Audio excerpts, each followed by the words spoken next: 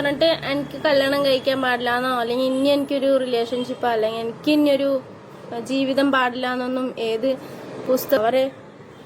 പിന്നെ ഞാൻ ഇൻസ്റ്റഗ്രാമിൽ ഒന്ന് രണ്ട് പോസ്റ്റ് ഇട്ടിട്ടുണ്ടായിരുന്നു, വീഡിയോസ് ഇട്ടിട്ടുണ്ടായിരുന്നു. അത് ഞാൻ ഓരോരുത്തരുടെ വായ അടയ്ക്കാൻ വേണ്ടിയിട്ട് ഇട്ടതാണ്. കാരണം ഓരോന്ന് ഇങ്ങനെ കല്യാണം നോക്കുന്നുണ്ടാ, കുറേ പ്രപ്പോസലായിട്ട് വരികയാണ്. അപ്പൊ ഞാൻ വിചാരിച്ചു ഒരു വീഡിയോ ആയിട്ട് തന്നെ പറയാ, അല്ലെങ്കിൽ അങ്ങനെ ഒരു വീഡിയോ ഇട്ടതാണ് കേട്ടോ. എനിക്ക് ഞാൻ പറയട്ടെ, കോഴിക്കോട് തന്നെ ഒരുപാട്. പിന്നെ വേറെന്താ, പിന്നെ എനിക്ക് പറയാനുള്ളത് എന്താണെന്ന് വെച്ചാല്, യൂട്യൂബർ അൻസാറിന്റെ കോഴിക്കോട് ബീച്ചിൽ വെച്ചിട്ട് എൻ്റെ ഒരു വീഡിയോ എടുത്തിട്ടുണ്ടായിരുന്നു. അപ്പൊ അതില് എനിക്ക് ഏറ്റവും കൂടുതൽ മിസ് ചെയ്യണ ആരനെ ചോദിച്ചിട്ടുണ്ടായിരുന്നു. ഓഫ് കോഴ്സ് എൻ്റെ ഇക്കാനാണ് എനിക്ക് ഏറ്റവും കൂടുതൽ മിസ് ചെയ്യണത്. അത് പറഞ്ഞതിൽ ഇപ്പം എനിക്ക് വലിയ തെറ്റായിട്ടൊന്നും തോന്നുന്നില്ല. അങ്ങനെ മിസ് ചെയ്യണ ഇക്കാനെ വെച്ചിട്ട് നീ എന്താ മറ്റുള്ളവരുടെ കൂടെ നടന്നിട്ട് വീഡിയോ ഇടണമെന്ന് ചോദിക്കുന്നതിന് ഒരു അർഹതയില്ല. ഇക്ക മരിച്ചിട്ട് 3 വർഷമായി. അത് പറഞ്ഞിട്ട് എനിക്ക് കല്യാണം കഴിക്കാൻ പാടില്ലാന്നോ അല്ലെങ്കിൽ ഇനി എനിക്കൊരു റിലേഷൻഷിപ്പോ അല്ലെങ്കിൽ എനിക്ക് ഇനിയൊരു ജീവിതം പാടില്ലാന്നൊന്നും ഏത് പുസ്തകത്തിൽ എഴുതി വെച്ചിട്ടില്ല. കുറേ പ്രപ്പോസലായിട്ട് വരികയാണ്. അപ്പൊ ഞാൻ വിചാരിച്ചു ഒരു വീഡിയോ ആയിട്ട് തന്നെ പറയാ, അല്ലെങ്കിൽ അങ്ങനെ ഒരു വീഡിയോ ഇട്ടതാണ് കേട്ടോ. എനിക്ക് ഞാൻ പറയട്ടെ, കോഴിക്കോട് തന്നെ ഒരുപാട് യൂട്യൂബേഴ്സ് ഫ്രണ്ട്സ് ആയിട്ടും കാര്യങ്ങളൊക്കെ ആയിട്ടുണ്ട്, അല്ലാണ്ട് കുറെ പേരുണ്ട്. പിന്നെ കല്യാണം കഴിഞ്ഞോന്ന് ചോദിച്ചാല്, കല്യാണം കഴിഞ്ഞു എന്ന് പറഞ്ഞിട്ട് വീഡിയോ ഇടുന്നവര് അവരുടെ ആരുടെയെങ്കിലും കല്യാണം കഴിഞ്ഞിട്ടുണ്ടാവും, അല്ലെങ്കിൽ അവരാർക്കെങ്കിലും എനിക്ക് നിക്കാഹ് ചെയ്ത് തന്നാ ഈ പറയുന്ന ആൾക്കാര്. അപ്പൊ അത് അവരുടെ പ്രശ്നമാണ്. ഞാൻ അതിൽ എന്താ പറയാ, ഞാനത് മിണ്ടാണ്ടിരുന്നതാണ്. പിന്നെ എനിക്ക് മെസ്സേജുകൾ ഇങ്ങനെ വന്നുകൊണ്ടിരിക്കുകയാണ്. മെസ്സേജുകൾ ഇങ്ങനെ തെരഞ്ഞു പിടിച്ച് ഓരോരുത്തർ ഷാജി ഇങ്ങനെ പറയുന്നുണ്ടല്ലോ, എന്താ സംഭവം, കഴിഞ്ഞോ? ചില ആൾക്കാരെ വിളിച്ചിട്ട് കഴിഞ്ഞ സന്തോഷം എന്നൊക്കെ പറഞ്ഞിട്ട്. അപ്പൊ അത് അന്നത്തെ വീഡിയോ സാജിനെ കുറിച്ചിട്ടാണ് കേട്ടോ. അവളെ കല്യാണത്തിനെ കുറിച്ചിട്ട് കുറച്ച് കാര്യങ്ങളൊക്കെ ഇട്ട് വീഡിയോ ഇട്ടിട്ടുണ്ടായിരുന്നു.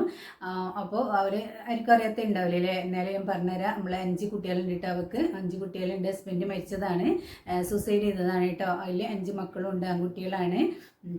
അവരിങ്ങനെ വീഡിയോസും കാര്യങ്ങളൊക്കെ ഇട്ടിട്ട് ഉമ്മാനായിട്ടുള്ള പ്രശ്നവും അതേമാതിരി തന്നെ ഹസ്ബൻഡിന് അവളെ കാരണത്താലാണ് തൂങ്ങി മരിച്ചതെന്നൊക്കെ പറഞ്ഞിട്ട് വീഡിയോസും കാര്യങ്ങളൊക്കെ ഇട്ടിട്ട് ഭയങ്കര പ്രശ്നവും കാര്യങ്ങളൊക്കെ ഉണ്ടായിട്ടുണ്ട്. അതിന് കുറേ മുമ്പൊക്കെ കേട്ടോ, കുറച്ച് മുമ്പൊക്കെ ഫസ്റ്റ് വീഡിയോ ഒക്കെ ഞാനും റിയാക്ട് ചെയ്ത് ഇട്ടിട്ടുണ്ട് കേട്ടോ. അപ്പോൾ അവരുണ്ടല്ലോ കല്യാണത്തെ കുറിച്ചിട്ട് കുറച്ച് കാര്യങ്ങളും ഇതൊക്കെ പറയുന്നുണ്ട്. ആദ്യം ഒന്ന് കേട്ട് നോക്കിയേ. വേറെന്താ, പിന്നെ എനിക്ക് പറയാനുള്ളത് എന്താണെന്ന് വെച്ചാല്, യൂട്യൂബർ അൻസാറിന്റെ കോഴിക്കോട് ബീച്ചിൽ വെച്ചിട്ട് എൻ്റെ ഒരു വീഡിയോ എടുത്തിട്ടുണ്ടായിരുന്നു. അപ്പൊ അതില് എനിക്ക് ഏറ്റവും കൂടുതൽ മിസ് ചെയ്യണ ആരനെ ചോദിച്ചിട്ടുണ്ടായിരുന്നു. ഓഫ് കോഴ്സ് എൻ്റെ ഇക്കാനാണ് എനിക്ക് ഏറ്റവും കൂടുതൽ മിസ് ചെയ്യണത്. അത് പറഞ്ഞതിൽ ഇപ്പം എനിക്ക് വലിയ തെറ്റായിട്ടൊന്നും തോന്നുന്നില്ല. അങ്ങനെ മിസ് ചെയ്യണ ഇക്കാനെ വെച്ചിട്ട് നീ എന്താ മറ്റുള്ളവരുടെ കൂടെ നടന്നിട്ട് വീഡിയോ ഇടണമെന്ന് ചോദിക്കുന്നതിന് ഒരു അർഹതയില്ല. ഇക്ക മരിച്ചിട്ട് 3 വർഷമായി. അത് പറഞ്ഞിട്ട് എനിക്ക് കല്യാണം കഴിക്കാൻ പാടില്ലാന്നോ അല്ലെങ്കിൽ ഇനി എനിക്കൊരു റിലേഷൻഷിപ്പോ അല്ലെങ്കിൽ എനിക്ക് ഇനിയൊരു ജീവിതം പാടില്ലാന്നൊന്നും ഏത് പുസ്തകത്തിൽ എഴുതി വെച്ചിട്ടില്ല. പിന്നെ ഇനി ഒരാൾ കല്യാണം കഴിച്ചാലും എന്തായാലും എൻ്റെ ഇക്കാനെ അപ്പോഴും എനിക്ക് മിസ് ചെയ്യും. അപ്പോഴും എന്നോട് ആറിനെ കാണാൻ തോന്നുന്നു വെച്ചാൽ ഞാൻ എൻ്റെ ഇക്കാനെ കാണാൻ തോന്നുന്നു എന്ന് തന്നെ പറയുള്ളൂ, സ്വാഭാവികം. പിന്നെ നിന്റെ ഇക്ക എങ്ങനെ മരിച്ച്, അല്ലെങ്കിൽ നിനക്ക് എങ്ങനെ എന്നൊക്കെ പറയണവരും അറിയണവരും അല്ലെങ്കിൽ ഇങ്ങനെ വീമ്പിളക്കി നടക്കണവരും കൊന്നതാണെന്ന് പറയുന്നവരൊക്കെ തെളിവ് സഹിതം കൊണ്ടുവരാ, തെളിവുകൾ നിരത്തുക. ഇത് ഞാൻ പണ്ട് മുതൽക്കേ പറയണ ഒരു കാര്യമാണ് കേട്ടോ.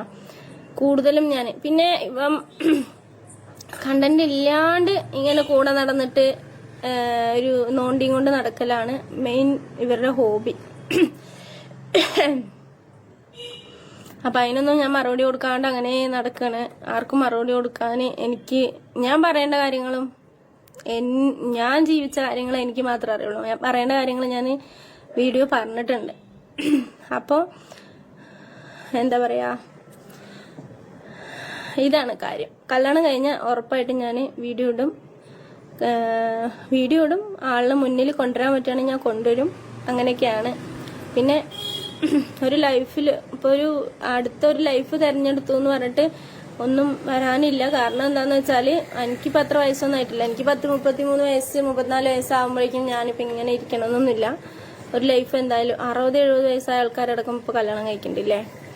അപ്പൊ എനിക്ക് ഒരു ലൈഫിലൊരു പാർട്ട്ണർ വേണമെന്ന് തോന്നി ഞാൻ എന്തായാലും തീർച്ചയായും അവരെ തിരഞ്ഞെടുക്കും. അതിലെന്റെ മക്കൾ തടസ്സമായിട്ട് വരില്ല ഒരിക്കലും.